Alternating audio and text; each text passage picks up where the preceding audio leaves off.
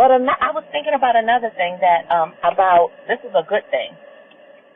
My two parents were like night and day when it comes to a lot of things in life, as y'all can see right now by me displaying them on social media.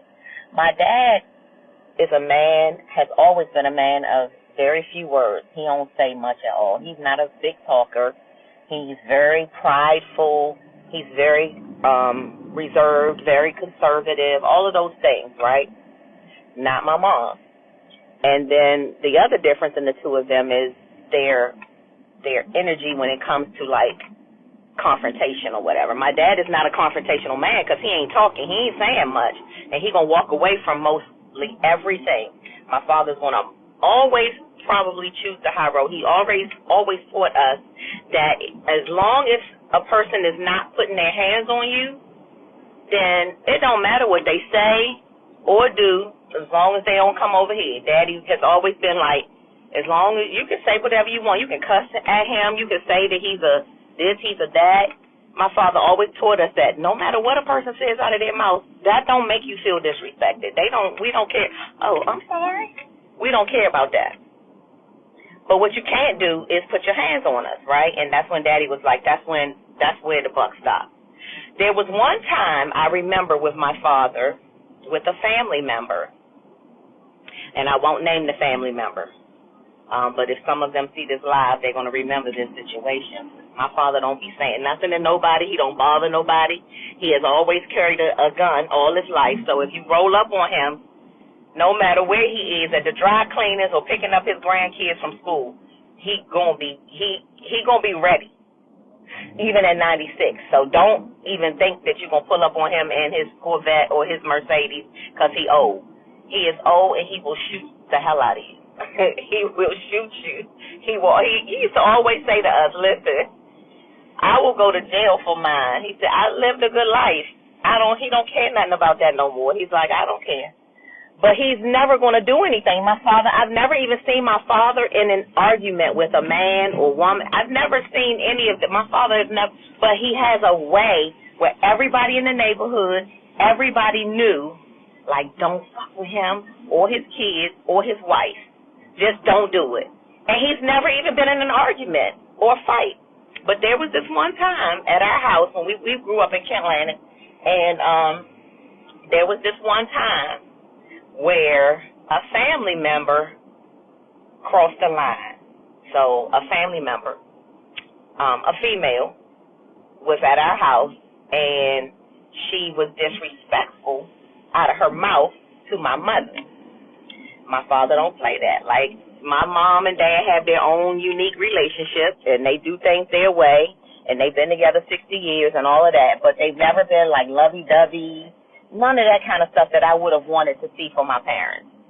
Okay, well, what I wanted didn't matter, but I'm still glad that they've been together for 60 years, and they do have an amazing story, right? Well, this one time at our house, a female family member, got out of line with her mouth with my mother. You know, when alcohol gets involved. Back then, everybody used to drink. My mother, yes, y'all, she used to drink. That Jack Daniels, baby, my mother could go, okay? And so back then, you know, the liquor gets to flowing. And one of my family members, one of my cousins, older cousins, I used to call her auntie because older cousins back then, we used to say auntie because they were older, and for a matter of respect, we wouldn't call them by their name. Well, Auntie so-and-so was over there popping off the mouth with my mother, and my father don't be saying nothing. He was being real quiet and hoping that probably they could just handle it themselves. But y'all know my mother don't say nothing to nobody. She don't bother nobody. She got the most calm type of spirit. Like, she ain't cussing at nobody. She ain't doing none of that. So when my auntie kept cussing and stuff and saying these things to my mother, I was about 10, maybe 11, 12, something like that. And we could all sense, well, me and my sister could sense that my father was getting a little agitated, right? But my auntie kept popping off at the mouth to my mother. My mother not saying nothing, but my auntie was like, and da da da da da, and bitch da da da da da da. And I think she said the bitch word one too many times. And then she took, back then we had the phones that go, the cords in the wall. The phone is attached to the wall and stuff. And then she snatched it out of the wall because my mom was on the phone. And then she snatched it and said another bitch word or something like that. She said too many bitches to my mother. My daddy got up, like, no, he never even said nothing, y'all. He didn't say, stop talking to my wife like that. Don't say that. He ain't even say nothing. Next thing we know, he slapped her to the floor in our kitchen. No lie. He was like, what? And slapped her down to the floor. I had never seen my dad be physical with anybody in my life. I just knew that he would. We all just knew. It was an unspoken thing. We all knew he would, but I never seen him do it. I've never even seen my daddy in an argument. Well, this day, he slapped her, took his whole hand, and was like, what? And it was a big family rift for a long time because, of course, my auntie, my older cousin, my auntie at that time had kids around my age, a little older. So they all stopped speaking to us. They all stopped coming over. It was just a bad situation that happened. But my dad, he don't play when it comes to us or my mother. And you can only go but so far. The family has since, we're all good now. We all love each other, all of that. But that was a time I remember because they stopped speaking to us. We stopped speaking to them. And it lasted a long time because her kids were in their feelings like, how your father going to slap my mother like that? And, we were in our feelings because we was like, well, how your mother going to be over here cussing my mother out? So it turned out to be a bad day in our family, and it lasted a long time, but we all good now. And I said all of that to say that both of my parents have two different energies. Like, my mom would have never stepped to her. My mom would have never defended herself. My mom never even said anything back. My mom was just sitting there drinking her Jack Daniels. Like, my mom used to smoke cigarettes. She was smoking her cigarettes and just like, whatever, what's never. The same disposition that she transferred over to me. I've never, ever, ever, y'all hear me on this, I have never, I'm 55, I've never, ever, ever been in a fight. Not a real fight. Ever. I've never been in a fight. I've never fought anybody. Nobody has ever. Now, one time, let's see if the power of social media works. Let's see if we can find the one person that I was in a fight with. I was in elementary school, Kentland Elementary. This hair getting on my itch in my chest.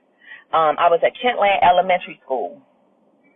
And can y'all see me? Because this is a good story. I was at Kentland Elementary School, and I was walking home, and before school let out, me and my bestie, Sabrina, she on Facebook, me and my bestie was leaving school, and she was talking trash to this boy named Joel. What was his name? Joe Lucas. So Joel, I think it was Joel or Joe Lucas.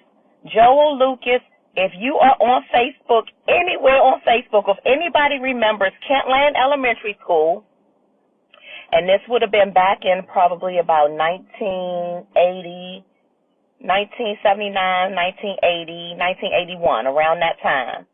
His name was Joel Lucas, really dark complexion little boy. And I think we were in the same grade, or he might have been in a grade higher. But him and Sabrina got into an argument. And Sabrina was like, yeah, well, after school, see me after school. I don't talk trash to people. I wasn't saying nothing. But she my friend. She was my bestie, right? So after school, Joel was waiting. Joel Lucas. Can we find him so that I can make up friends with him now that we 55 years old? Joel Lucas was waiting, not for me, for Sabrina.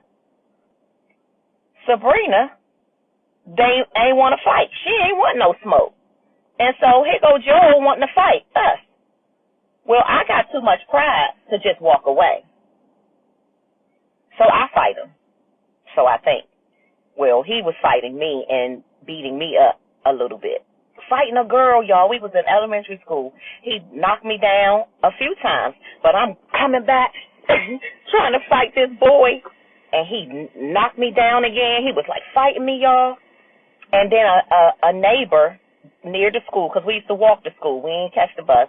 So a neighbor that was in the neighborhood, a man, I don't remember him, he came out and saw, he said, listen, he done already knocked you down 2 or 3 times. Stop trying to fight him back. Just go, walk away. Go home. Now, where's Sabrina? Her ass done walked home.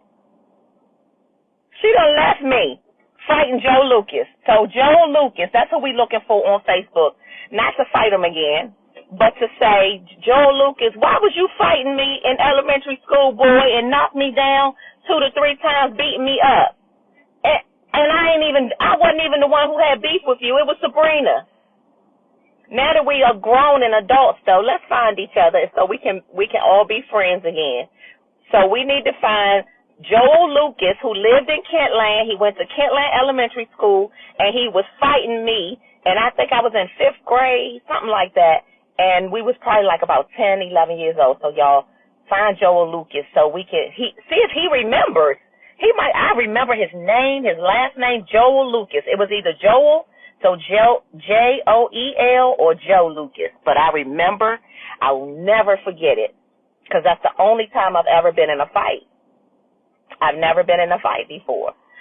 One time in middle school, this girl, I never had issues with people. People just sometimes had issues with me. In middle school, this girl, we can find her too, y'all, Carolyn Morris. Carolyn Morris used to live in Kentland as well.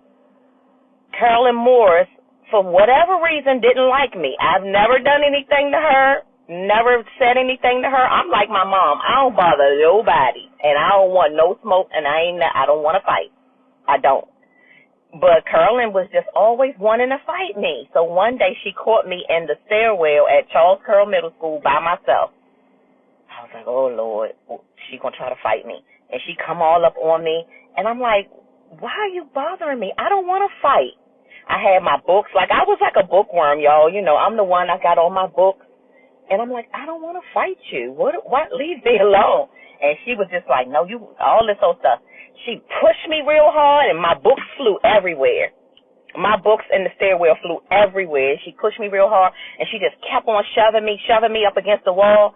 But I was like this. I'm not going to fight you back. I'm not going to fight you.